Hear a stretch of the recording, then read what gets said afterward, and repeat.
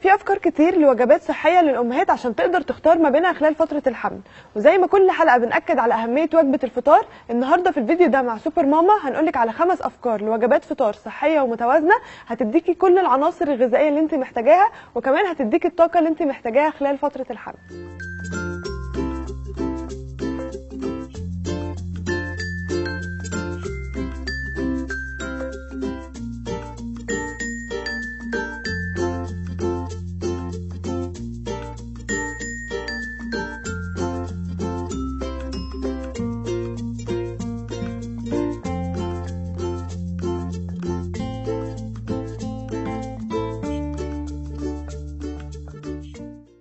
دي كانت افكار لوجبات فطار صحيه ومتوازنه وغنيه بالالياف والفيتامينات والمعادن اللي انت محتاجاها خلال فتره الحمل، ولو عندك اي سؤال ما تنسيش تبعتلنا على صفحتنا على الفيسبوك.